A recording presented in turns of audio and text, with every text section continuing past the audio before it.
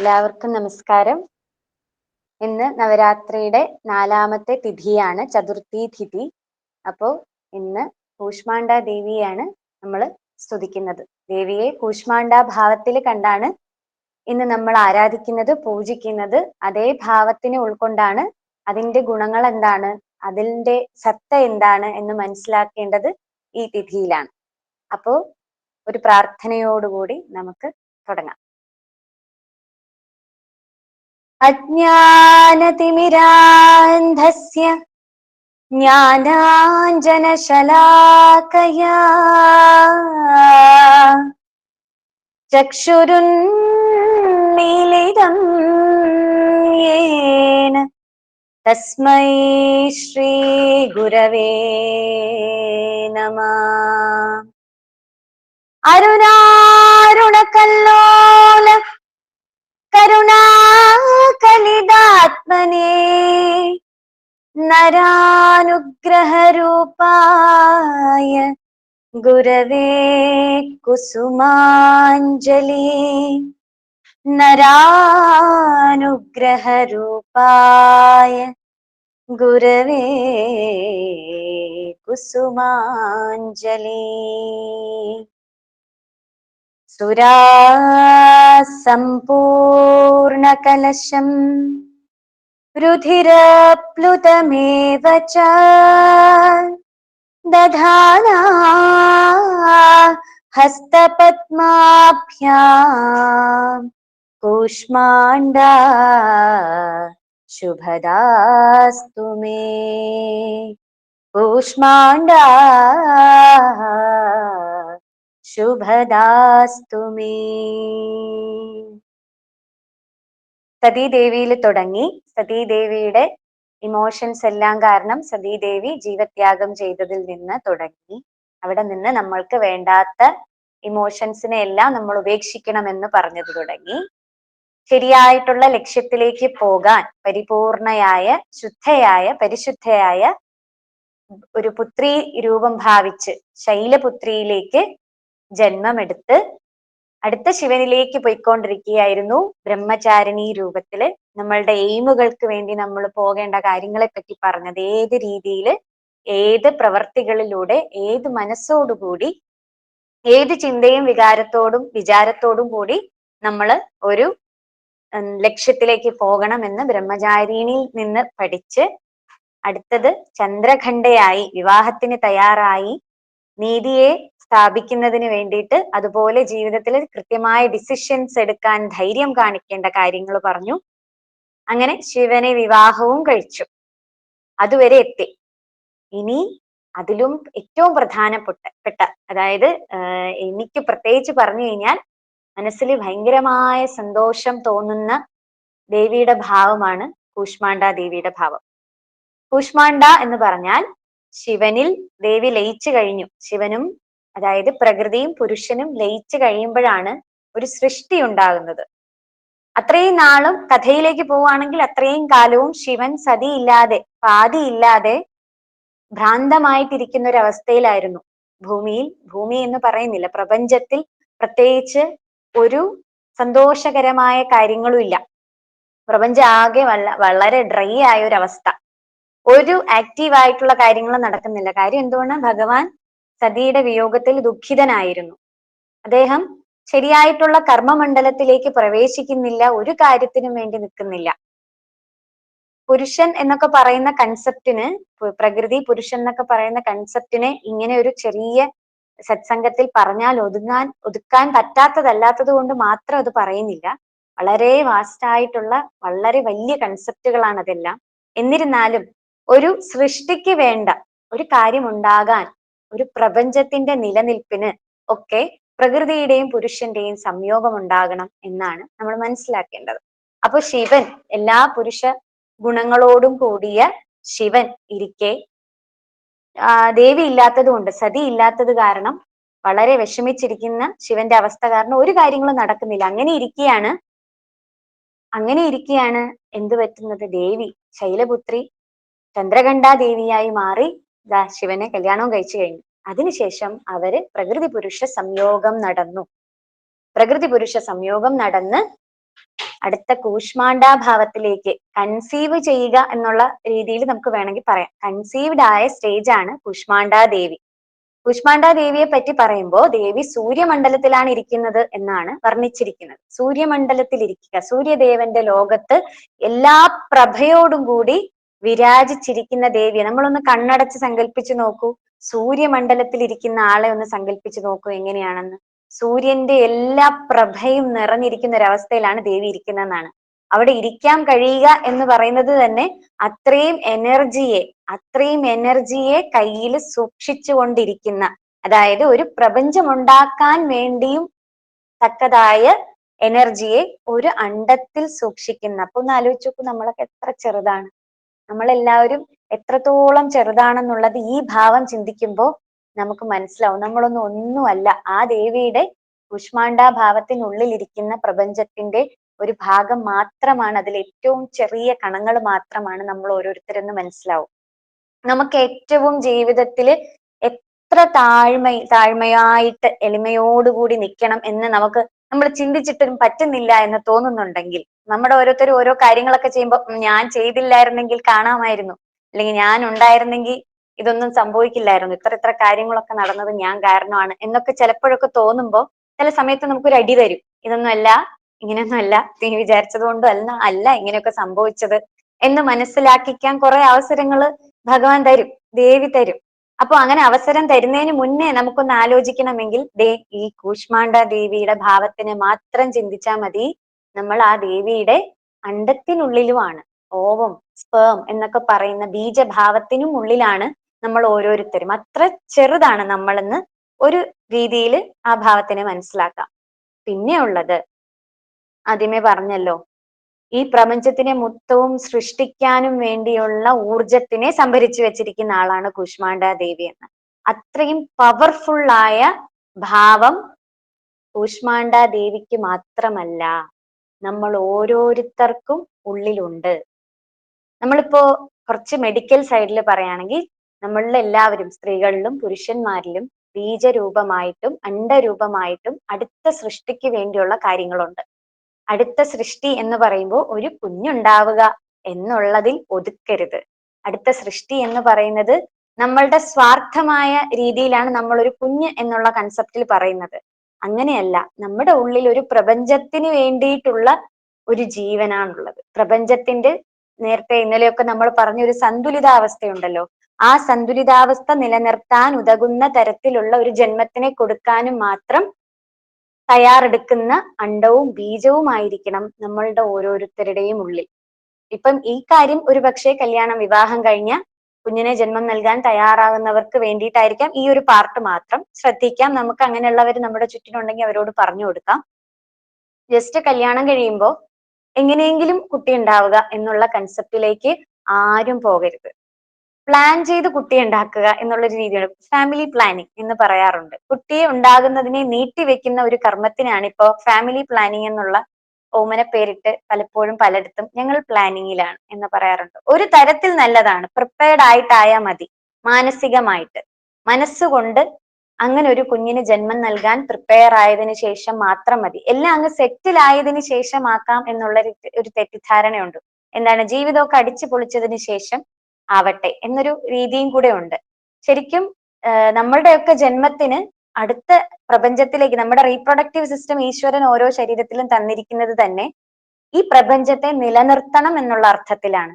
എങ്ങനെയെങ്കിലും ഒരു കുട്ടിയെ കൊടുത്ത് നിലനിർത്തലല്ല, കൃത്യമായിട്ട് എന്ത് സ്വഭാവമുള്ള ഒരു സതീദേവിയെ സൃഷ്ടിക്കേണ്ട, നമുക്ക് ഡയറക്റ്റ് ആയിട്ട് ഒരു ശൈലപുത്രിയെ സൃഷ്ടിക്കാം.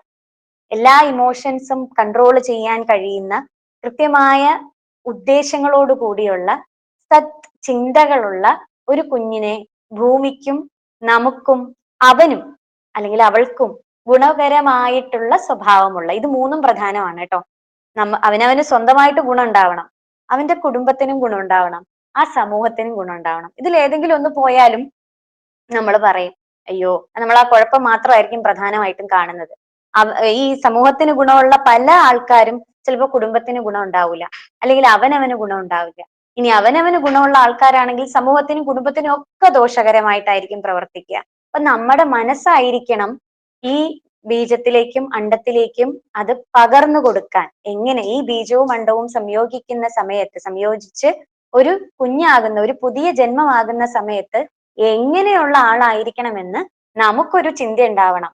അതുകൊണ്ടാണ് പറഞ്ഞത് എങ്ങനെയെങ്കിലും ആകുന്ന ഒരു കുട്ടിയല്ല വേണ്ടത്, വളരെ ആരോഗ്യത്തോടു കൂടിയുള്ള ശരീരത്തിനും മനസ്സിനും ആരോഗ്യമുള്ള ഒരു പ്രപഞ്ചത്തെയാണ്, പ്രപഞ്ചത്തിന്റെ ഭാഗത്തിനെയാണ് നമ്മൾ സൃഷ്ടിക്കാൻ പോകുന്നെന്നുള്ള ബോധത്തോടു കൂടി വേണം എപ്പോഴും നമ്മൾ ഒരു അടുത്ത ജന്മം ഒരു കുഞ്ഞിനെ കൊടുക്കാൻ. ഇത് സ്ത്രീക്ക് മാത്രമല്ല, സ്ത്രീക്ക് ഒരു സ്ത്രീക്ക് മാത്രമല്ല അത് എന്താണ് ഇതിന്റെ ഉത്തരവാദിത്തം. നമ്മൾ പറയില്ലേ കൂഷ്മാണ്ഡ ദേവി, അണ്ടം എന്ന് പറയുന്ന ആ വാക്ക് രണ്ടു തരത്തിലും ബീജത്തിനെയും അണ്ടത്തിനെയും റെപ്രസെന്റ് ചെയ്യുന്നതാണ്, ഓവത്തിനെയും സ്പേമിനെയും റെപ്രസെന്റ് ചെയ്യുന്നതാണ്.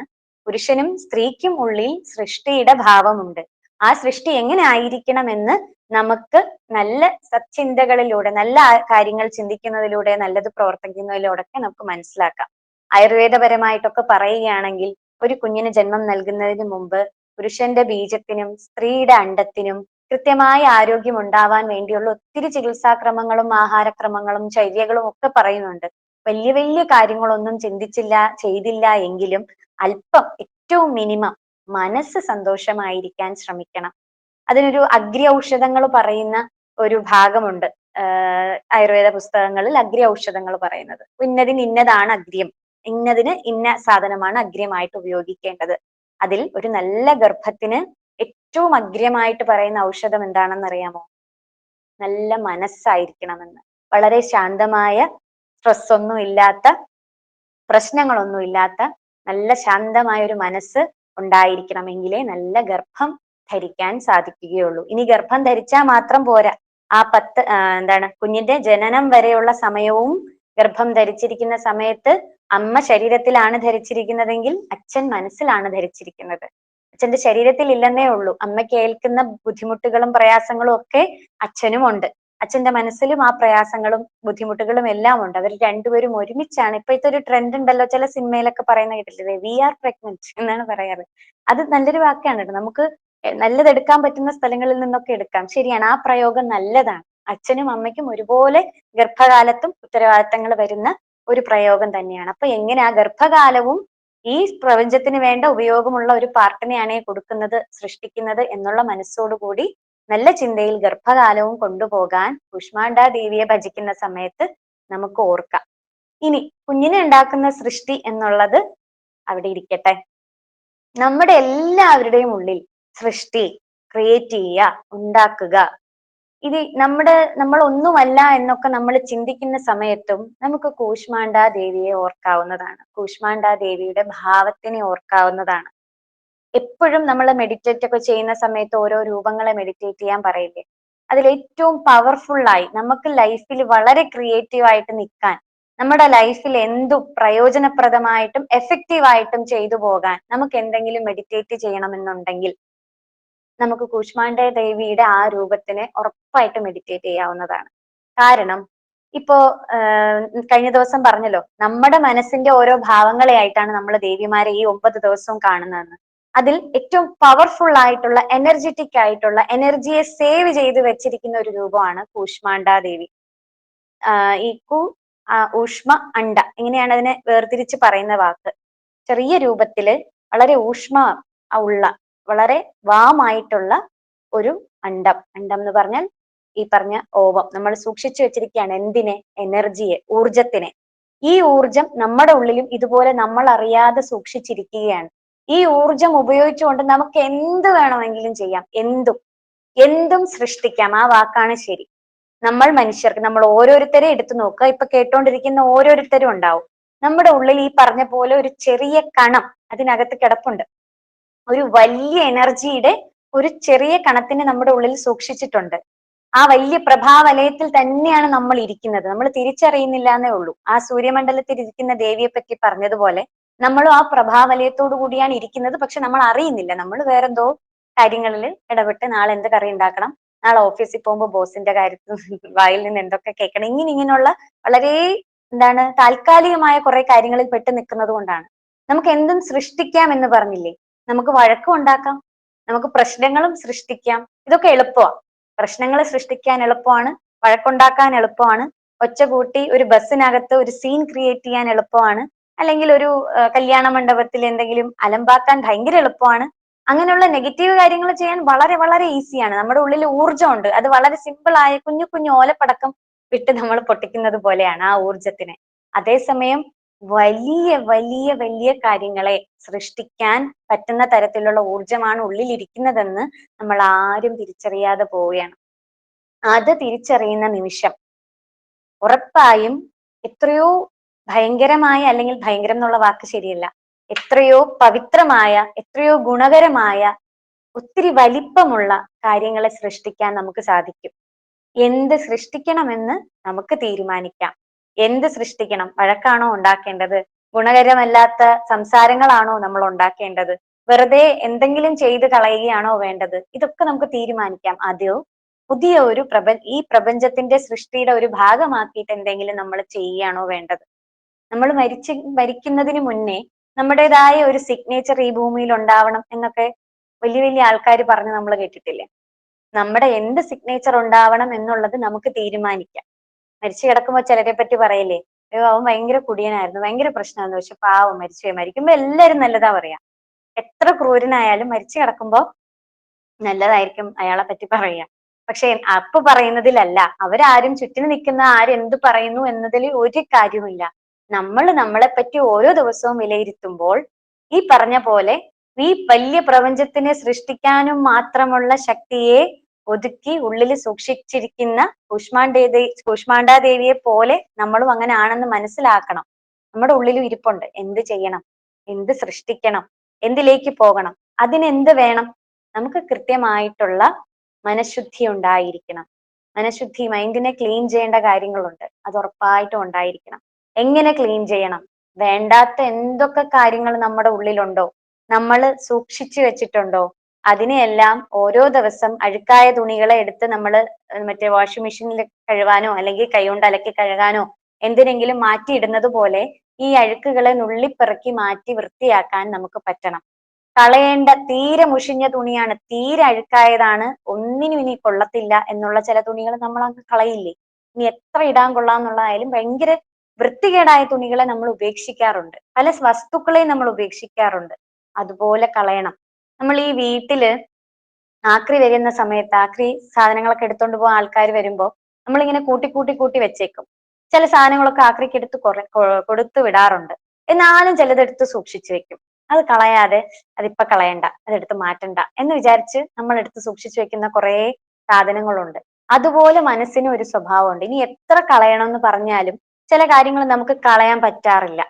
കളയാതെ നമ്മൾ എടുത്ത് സൂക്ഷിക്കും. ഈ പറഞ്ഞ വീട്ടിലെ വേണ്ടാത്ത അഴുക്കായ ചില സാധനങ്ങൾ ഉപേക്ഷിക്കാതെ സൂക്ഷിക്കുമ്പോൾ എങ്ങനെ വീട് വേസ്റ്റ് കൊണ്ട് കൂന കൂടുന്നോ അതുപോലെ തന്നെയാണ് മനസ്സിലും തീരെ വേണ്ടാത്ത, ഉപയോഗമില്ലാത്ത, ചീഞ്ഞ് വൃത്തികേടായിട്ട് കിടക്കുന്ന കുറെ കാര്യങ്ങളുണ്ട്.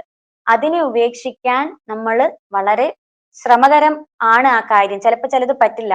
ചില എന്തോന്നാണ് അനുഭവങ്ങളൊക്കെ, ചില വല്ലാത്ത മോശമായ അനുഭവങ്ങൾ, ചിലരുടെ പ്രതികരണങ്ങൾ, ചിലർ നമ്മളോട് ചെയ്ത കാര്യങ്ങൾ, അല്ലെങ്കിൽ നമ്മൾ ഒത്തിരി ഇപ്പോഴത്തേക്ക് കഥകൾ പറയുകയാണെങ്കിൽ റിലേഷൻഷിപ്പുകളാണ്. ഭാര്യ ഭർത്താവിനെ ഒത്തിരി സ്നേഹിച്ചിരുന്നു, പക്ഷെ അദ്ദേഹം നേരെ സ്നേഹിച്ചില്ലെന്ന് മാത്രമല്ല ഒത്തിരി വിഷമിപ്പിച്ചു. അല്ലെങ്കിൽ തിരിച്ച്, ഞാൻ അവളിൽ നിന്ന് ഇങ്ങനെയൊന്നും അല്ല പ്രതീക്ഷിച്ചത്, പക്ഷെ എന്നെ ഇങ്ങനെ ഇങ്ങനെ വേദനിപ്പിച്ചു. ഇതൊക്കെ മനസ്സിൽ വെച്ചേക്ക. അതൊക്കെ ഉപേക്ഷിച്ച് രണ്ടുപേരും രണ്ട് വശത്തായാൽ പോലും ഇതൊക്കെ ഇങ്ങനെ മനസ്സിൽ സൂക്ഷിച്ചേക്ക. ഇത് ഏത് റിലേഷൻഷിപ്പിലെന്ന് മാത്രമല്ല പല കാര്യങ്ങളിലും ഇതുപോലുള്ള വേണ്ടാത്ത കാര്യങ്ങളെ സൂക്ഷിച്ചേക്ക. എന്തിനാന്നറിയാമോ? നമ്മുടെ ഉള്ളില് ആ എനർജിയെ ഈ വേണ്ടാത്ത കാര്യങ്ങളിലേക്ക് ഉപയോഗപ്പെടുത്തും. നമ്മൾ പോലും അറിയാതെ ആ എനർജി അതിലേക്ക് പോയിക്കൊണ്ടിരിക്കും. എന്തിനാ എനർജി വേസ്റ്റ് ആക്കുന്നേ എന്ന് നമ്മൾ ചിലപ്പോൾ ചില സന്ദർഭങ്ങളിൽ ചോദിക്കാറില്ലേ? അതുപോലെ ഇത്തരം കാര്യങ്ങൾ വരുമ്പോൾ ഇതിന്റെ റിസൾട്ട് എന്താണ്, അവസാനത്തെ റിസൾട്ട് എന്താണെന്ന് നമുക്കൊരു ഓർമ്മ, ഒരു ചെറിയ ചിന്ത വേണം. ഈ പ്രയോഗിക്കുന്ന എന്റെ എനർജി ഈ എടുക്കുന്നതിന് എന്തെങ്കിലും ശരിയായ റിസൾട്ട് ഉണ്ടോ? എനിക്ക് ശാശ്വതമായിട്ട് ഇതിൽ നിന്നും സുഖവും സന്തോഷവും കിട്ടും? ഇന്നൊരാൾക്ക് ബുദ്ധിമുട്ടുകൾ ഉണ്ടായിക്കഴിഞ്ഞാൽ ഞാൻ സന്തോഷിക്കുമോ എന്നൊക്കെ ഉള്ളൊരു ചിന്ത നല്ലതാണ്. അതിനാദ്യം വേണ്ടത് ഈ മനസ്സിലെ വൃത്തികേടുകൾ മാറ്റുക എന്നുള്ളതാണ്, മനസ്സിനെ ശുദ്ധീകരിക്കുക എന്നുള്ളതാണ്. ആദ്യത്തെ ക്ലാസ്സുകളിലൊക്കെ നമ്മൾ ഈ മനസ്സിനെ ശുദ്ധീകരിക്കാനുള്ള വിദ്യകളും പ്രയോഗങ്ങളും ഒക്കെ അന്ന് പറഞ്ഞിരുന്നു. നമുക്ക് സ്വയം തന്നെ വിചാരിക്കാം, നമുക്ക് വേണ്ടാത്ത കാര്യങ്ങളൊക്കെ, നമ്മുടെ മനസ്സിനെ നമ്മളെ വിഷമിപ്പിച്ചിട്ടുള്ള കാര്യങ്ങളെല്ലാം നമുക്കൊരു പേപ്പറിൽ വേണമെങ്കിൽ എഴുതാം, വിശദമായിട്ട് എഴുതാം. വളരെ വിശദമായിട്ട് നമ്മളെ ബുദ്ധിമുട്ടിച്ച സന്ദർഭങ്ങളും വിഷമങ്ങളും വേദനകളും, അല്ലെങ്കിൽ ഇടയ്ക്കിടയ്ക്ക് കുത്തി നോവിക്കുന്ന, ഇടയ്ക്കിടയ്ക്ക് നമ്മളെ ഓർമ്മയിൽ ഓടി വന്ന് വികൃതമായിരിക്കുന്ന ചില ഓർമ്മകളില്ലേ, അതിനെല്ലാം എഴുതുക. എഴുതിച്ച് മനസ്സിരുത്തി എഴുതണം, വേറെന്തെങ്കിലും ചിന്തിച്ച് എഴുതരുത്. മനസ്സിരുത്തി അതേ ഇമോഷണൽ, അതേ വിഷമത്തിൽ തന്നെ എഴുതുക. എഴുതിയിട്ട് കത്തിച്ചു കളയുക. കുറച്ച് നാൾ കഴിയുമ്പോൾ ഈ എണ്ണം കുറഞ്ഞു കുറഞ്ഞു കുറഞ്ഞു വരും. നമ്മളുടെ ഈ നമ്പർ ഓഫ് പ്രോബ്ലംസ്, നമ്മൾ നമ്പർ ഓഫ് വേസ്റ്റ് എന്ന് പറയുന്നതാണ് കറക്റ്റ്. വേണ്ടാത്ത സാധനങ്ങളെല്ലാം നമുക്ക് എഴുതും തോറും കുറഞ്ഞു കുറഞ്ഞു വരും. ഉറപ്പായും അത് വേണം എന്നും പറഞ്ഞ് എനിക്കത് വേണ്ട, അത് പ്രയോജനമില്ല, എന്റെ ഉള്ളിലിരിക്കുന്ന അത്രയും വലിയ എനർജിയെ പ്രയോജനപ്പെടുത്താൻ ഈ സാധനങ്ങളല്ല വേണ്ടത്, ഇതൊക്കെ തടസ്സമാണ്. ക്ലീൻ ചെയ്യുക. ഓരോ ദിവസവും റൂമും വീടും ക്ലീൻ ചെയ്യുന്നത് എങ്ങനെയാണോ അതുപോലെ, നമ്മൾ എങ്ങനെയാണോ ഓരോ ദിവസവും കുളിക്കുന്നത്, ശരീരം ക്ലീൻ ചെയ്യുന്നത് എങ്ങനെയാണോ അതുപോലെ, അല്ലെങ്കിൽ അതിലും ഇരട്ടി ശ്രമിച്ചുകൊണ്ട് തന്നെ നമ്മുടെ മനസ്സിനെ ക്ലിയർ ചെയ്യാൻ ശ്രമിക്കുക. വെള്ള തൂവെള്ള നിറത്തിലുള്ളൊരു തുണി എങ്ങനെ ഇരിക്കും, അതുപോലെ ആക്കാൻ പറ്റുക. അതിലാവുമ്പോൾ നിറച്ച് കാര്യങ്ങൾ വീണ്ടും നമുക്ക് ഭംഗിയുള്ളതും സൗന്ദര്യമുള്ളതും ആസ്വദിക്കാനുള്ളതും ആനന്ദിക്കാനുള്ളതുമായ ഒത്തിരി കാര്യങ്ങൾ അവിടെ നമുക്ക് ചേർക്കാൻ പറ്റും.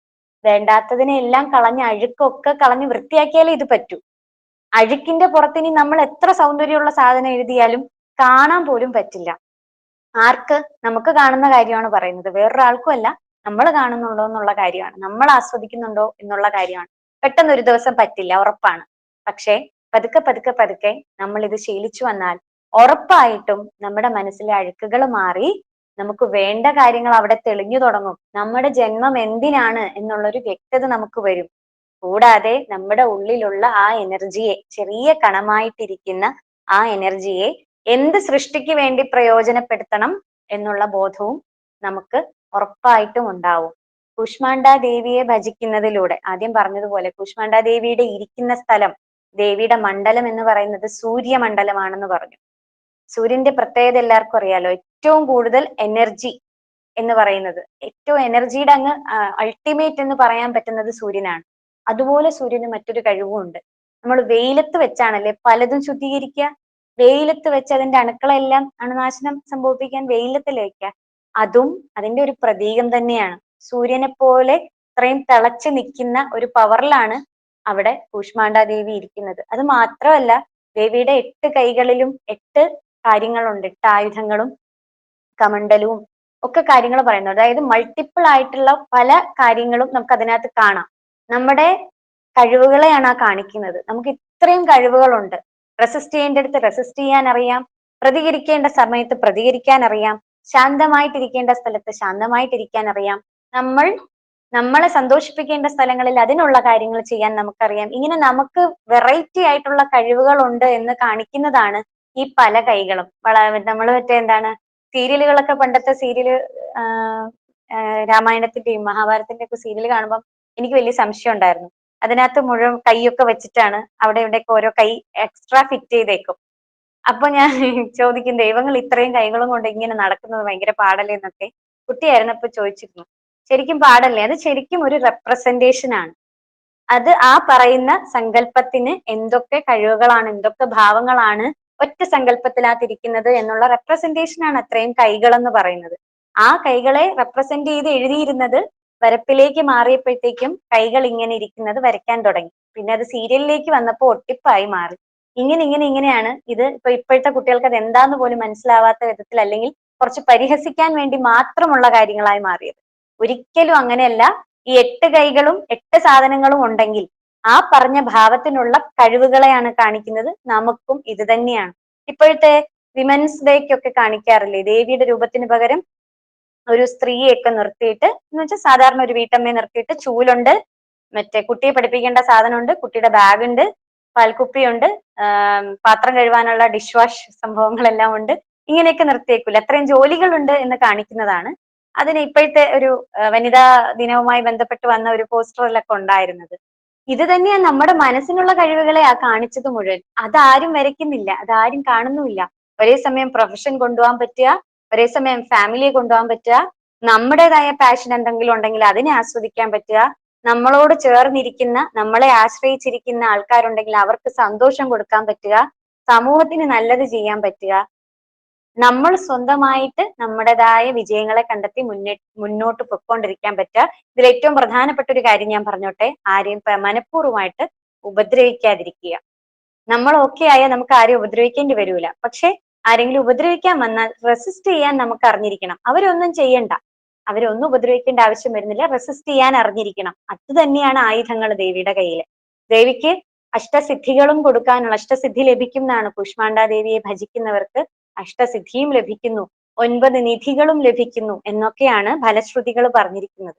ഇതിൽ നിന്നൊക്കെ മനസ്സിലാക്കേണ്ടത് ഇത്ര മാത്രമേ ഉള്ളൂ. ഞാൻ പറഞ്ഞല്ലോ, എനിക്ക് ഏറ്റവും ഇഷ്ടമുള്ള നവരാത്രിയിൽ ഞാൻ ഏറ്റവും അധികം സന്തോഷത്തോടുകൂടി, എല്ലാവരെയും സന്തോഷത്തോടുകൂടി തന്നെ, എല്ലാ ഭാവവും സന്തോഷം തന്നെയാണ്. പക്ഷെ ഒരു പ്രത്യേകമായിട്ടുള്ള ഒരു ഇഷ്ടം കൂഷ്മാണ്ഡ എന്ന് പറയുന്ന ഭാവത്തിനോടുണ്ട്. അതിനൊറ്റ കാരണമേ ഉള്ളൂ, നമ്മുടെ എനർജി, നമ്മൾ അത്ര എനർജറ്റിക് ആണെന്ന് നമ്മളെ ഓർമ്മിപ്പിക്കുന്ന ദേവി രൂപം തന്നെയാണ് കൂഷ്മാണ്ഡ ദേവി രൂപം. അതുപോലെ നമ്മൾ എത്ര ക്രിയേറ്റീവ് ആണെന്ന് നമ്മളെ ഓർമ്മിപ്പിക്കുന്ന, നമ്മളെ ജന്മം കൊടുക്കുന്ന പ്രപഞ്ചത്തിന്റെ ഒരു കഷ്ണത്തിനുൾപ്പെടെ നമ്മൾ ചെയ്യുന്ന ഓരോ ദിവസത്തെയും സൃഷ്ടികളിൽ അത് പ്രതിഫലിക്കുന്നുണ്ട്. അതുകൊണ്ട് ഇന്നത്തെ ദിവസം കൂഷ്മാണ്ഡ ദേവിയെ പറ്റിയിട്ടുള്ള കാര്യങ്ങളെല്ലാം പങ്കുവയ്ക്കാൻ സാധിച്ചു എന്ന് കരുതുന്നു. അഭിപ്രായങ്ങൾ ഉണ്ടെങ്കിൽ പറയാം. നമസ്കാരം മാഡം. നമസ്തേ, പറയണം. ഞാൻ ഷീജകുമാരി. നമസ്തേ മാഡം, പറയണം.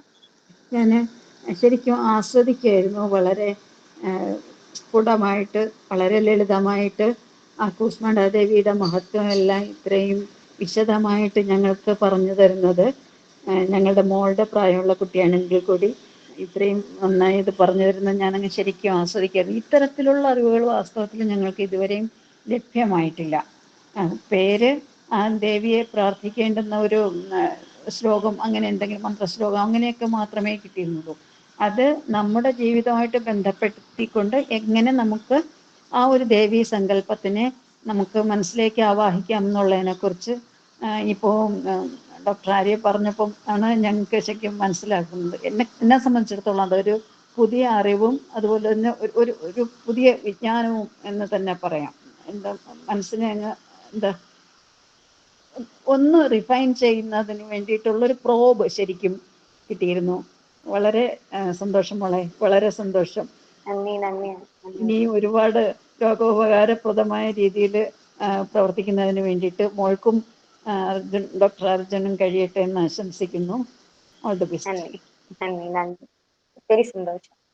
ഡോക്ടറുടെ പ്രഭാഷണം എപ്പോഴും കേൾക്കാൻ വളരെ വളരെ സൗന്ദര്യമുള്ളതാണ്.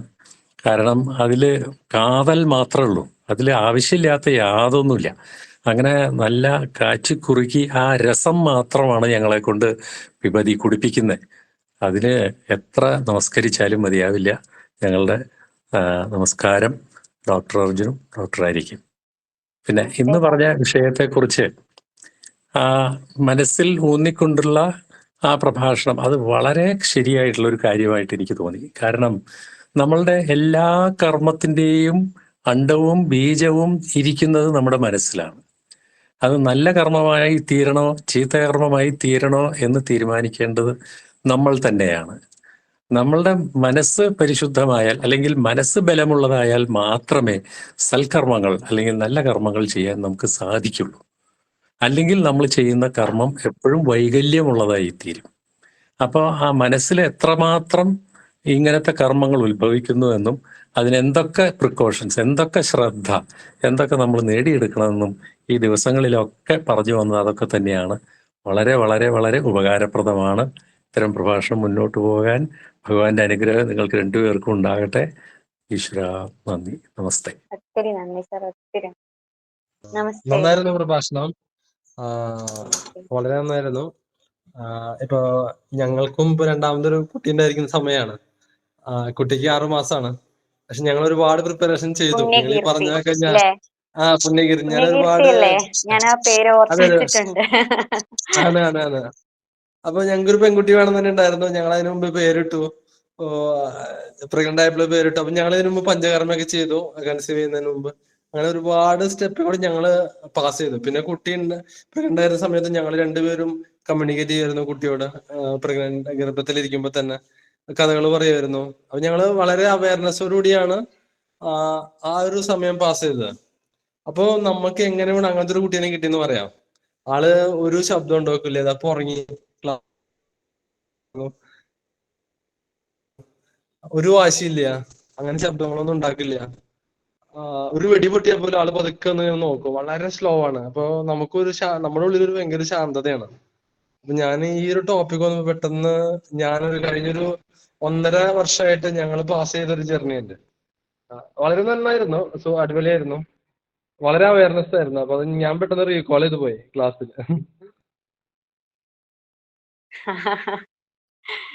ഒത്തിരി സന്തോഷം അത് കേട്ടപ്പോ. അങ്ങനെ ചിന്തിച്ചുകൊണ്ട് അതിനുവേണ്ടി കാര്യങ്ങൾ ചെയ്യുന്നു എന്നറിയുന്നതിൽ ഭയങ്കര സന്തോഷം. പലരും മറന്നു പോന്നു, എന്തിനാ മക്കള്. ഇപ്പൊ മക്കള് ജനിച്ചതിന് ശേഷം മക്കളുടെ കുസൃതിയിൽ അല്ലെങ്കിൽ മക്കളുടെ ഏതെങ്കിലും തരത്തിലുള്ള, ഇപ്പൊ സാറ് പറഞ്ഞല്ലോ കുറച്ച് വളരെ സമാധാനപരമായി പോകുന്നു. നമ്മൾ അവരെ കൺസീവ് ആകുന്നതിന് തൊട്ട് മുമ്പ് നമ്മൾ സമാധാനപരമാണെങ്കിൽ, നമ്മുടെ ചിന്തകളും നമ്മുടെ പ്രവൃത്തികളും ഗർഭകാലത്തിലുടനീളം സമാധാനപരമാണെങ്കിൽ, നമ്മൾ എന്താണോ എയിം ചെയ്യുന്നത് അത് തന്നെയായിരിക്കും കുഞ്ഞിന് നമുക്ക് കാണാൻ പറ്റുന്നത്. അത് ഉറപ്പാണ്. മനസ്സ് തന്നെയാണ് ആ കുട്ടിക്ക് ജന്മം കൊടുക്കുന്നത്, ആ കുട്ടിയുടെ മനസ്സിന് ജന്മം കൊടുക്കുന്നത്. അതെ അതെ, വളരെ സന്തോഷമുണ്ട് അതില്. നമുക്കിപ്പോ എന്താ പറയാ, കുറച്ചുകൂടി നേരത്തെ ആവുമായിരുന്നു തോന്നി. പക്ഷെ എന്താ പറയാ, വളരെ സന്തോഷമുണ്ട് ഇപ്പൊ. അതും അങ്ങനത്തെ ഒരു കുട്ടി സമയമുണ്ട്, അതിനും അതെ ഒരു സമയമുണ്ടല്ലോ. ഈ നേരത്തെ പറഞ്ഞതുപോലെ നമ്മളാണ് തീരുമാനിക്കുന്നതെന്നും നമ്മളാ ഡിസൈഡ് ചെയ്ത് ഈ കാര്യങ്ങളൊക്കെ പ്ലാൻ ചെയ്ത് ഇവിടെ എത്തിച്ചതെന്നും നമ്മൾ അറിയാതെ ഇടയ്ക്ക് ചിന്തിച്ചു പോകുന്നതാ, നമ്മളല്ല. അതെ അതെ അതെ. പൂർണ്ണമായിട്ടും ആയുർവേദ രീതിയിൽ തന്നെ എല്ലാം ചെയ്തത്, സ്റ്റാർട്ടിങ് മുതൽ ഇപ്പോഴും എല്ലാം അങ്ങനെ തന്നെയാണ് ചെയ്തുകൊണ്ടിരിക്കുന്നത് ഇപ്പോഴും. അപ്പൊ അത് ആ ഒരു ആരോഗ്യത്തോടെ, അറിവ് ആയുരാരോഗ്യ സൗഖ്യത്തോടെ. വളരെ നന്ദിയുണ്ട്. ആചാര്യന്മാരുടെ കൃപ അത്ര തന്നെ, അല്ലാണ്ട് എന്താ പറയാ. ഇന്ന് അർജുൻ ഡോക്ടറിന് നല്ല തിരക്കാണ്, അതുകൊണ്ടാണ് അദ്ദേഹം ഇല്ലാത്തത്. അദ്ദേഹം ക്ലാസ്സിൽ ഇടയ്ക്ക് കയറാം എന്നൊക്കെ പറഞ്ഞിട്ടുണ്ടായിരുന്നു. അദ്ദേഹം കൂടെ ഇരുന്ന് നമ്മൾ ഒരുമിച്ച് സംസാരിക്കാൻ തന്നെയാണ് എല്ലാ ദിവസവും പ്ലാൻ ചെയ്യുന്നത്. പക്ഷെ ചില തിരക്കുകൾ കാരണം അങ്ങോട്ടും ഇങ്ങോട്ടും അഡ്ജസ്റ്റ് ചെയ്യുന്നതാണ്, പറ്റാത്തതാണ്. ഒരുമിച്ചിരുന്ന് പറയുമ്പോൾ അതിൻ്റെതായിട്ടൊരു സുഖമുണ്ട്. ഞാൻ മിസ് ചെയ്യുന്നു. അദ്ദേഹം കൂടെ ഇല്ലാത്തത് വളരെ മിസ്സിങ് ആണ്. നമുക്കെങ്കിലും ഒരു ഭജനയോടുകൂടി ഒരു ഭജന പാടാം. ആ ഭജനയോടുകൂടി നമുക്ക് ഇന്നത്തെ പ്രഭാഷണം വൈൻഡപ്പ് ചെയ്യാം. ശ്രീകരി കൃപാകരി ക്ഷേമം കരി മഹേശ്വരി, ശ്രീകരി കൃപാകരി ക്ഷേമം കരി മഹേശ്വരി, ശങ്കരി അഭയം കരി ശുഭം കരി മഹേശ്വരി, ശങ്കരി അഭയം കരി ശുഭം കരി മഹേശ്വരി, ശ്രീകരി കൃപാകരി ക്ഷേമം കരി മഹേശ്വരി, താണ്ഡവ കേളി പ്രിയങ്കരി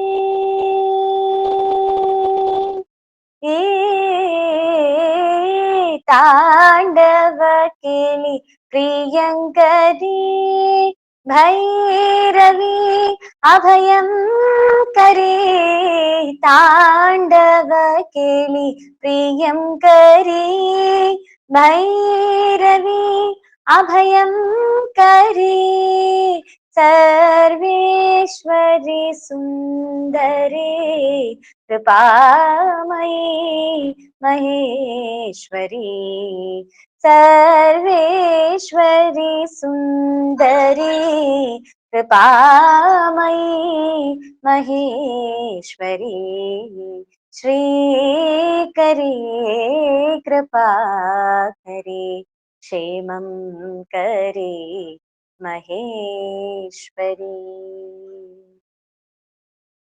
ഒന്നും നമ്മളല്ല ചെയ്യുന്നത്, എല്ലാം അവിടെ ഇരുന്ന് ആ വലിയ കൂഷ്മാണ്ഡാദേവിയുടെ അകത്ത് നമ്മൾ കുഞ്ഞായിട്ടിരിക്കുകയാണ് എന്നുള്ള ഓർമ്മയിൽ വളരെ സുരക്ഷിതരാണ് നമ്മൾ ഓരോരുത്തരും എന്നുള്ള ബോധത്തിൽ, വളരെ നമുക്ക് എന്ത് നെഗറ്റീവ് ആയിട്ടുള്ള കാര്യങ്ങൾ സംഭവിച്ചാലും ലൈഫിൽ ഇന്നലെ കഴിഞ്ഞ ദിവസം പറഞ്ഞായിരുന്നു, ചന്ദ്രനെ പോലെ, ചന്ദ്രൻ ഉദിക്കുന്നത് പോലെയും ചന്ദ്രന്റെ അമാവാസിയുടെ സമയം പോലെയും രണ്ടും മാറി മാറി വരും. അത് നമുക്ക് തടുക്കാൻ പറ്റുന്ന കാര്യമല്ല. പക്ഷെ സന്തോഷങ്ങൾ ഒത്തിരി തരുമ്പോൾ അതിൽ നന്നായിട്ട് ആസ്വദിക്കുകയും നമ്മൾ മതിമറക്കാതെ അതും തന്നതാണ്, നമ്മുടെ കയ്യിൽ നിന്നുണ്ടായതല്ല എന്നുള്ള വിശ്വാസത്തിൽ അതിനെ ആസ്വദിക്കുകയും, ദുഃഖങ്ങൾ ഉണ്ടാവുമ്പോൾ അത് ചില കാര്യങ്ങളൊക്കെ, കർമ്മഫലങ്ങളൊക്കെ അനുഭവിച്ച് തീർക്കാനുള്ളതാണെന്നുള്ള ബോധത്തോടു കൂടി അതിനെ സ്വീകരിക്കുകയും, ആ സമയത്ത് നമ്മളെ പ്രൊട്ടക്ട് ചെയ്ത് തന്നെയായിരിക്കും കൊണ്ടുപോകുന്നത്. വേറെ എന്തോക്കെ കാര്യങ്ങളിൽ നിന്നും നമ്മളെ സംരക്ഷിച്ച് തന്നെയായിരിക്കും കൊണ്ടുപോകുന്നത്. അത്രയ്ക്ക് പ്രൊട്ടക്റ്റഡ് ആയ അവസ്ഥയിലാണ് നമ്മൾ ഇരിക്കുന്നതെന്നുള്ള ബോധത്തോടു കൂടി, അമ്മയുടെ കൈവെള്ളയ്ക്കുള്ളിൽ നമ്മൾ അത്രയും സുരക്ഷിതരാണെന്നുള്ള ബോധത്തോടു കൂടി ജീവിതത്തിന് അങ്ങേയറ്റം സന്തോഷത്തോടു കൂടി ആനന്ദത്തോടു കൂടി കൊണ്ടുപോകാൻ എല്ലാവർക്കും സാധിക്കട്ടെ. ഈ നവരാത്രി, ഓരോ വർഷത്തെയും ഈ നവരാത്രി നമ്മളത് ഓർമ്മിപ്പിക്കുകയാണ്. അപ്പൊ എല്ലാവർക്കും നന്ദി. എല്ലാവർക്കും ആയുരാരോഗ്യ സൗഖ്യം നേരുന്നു.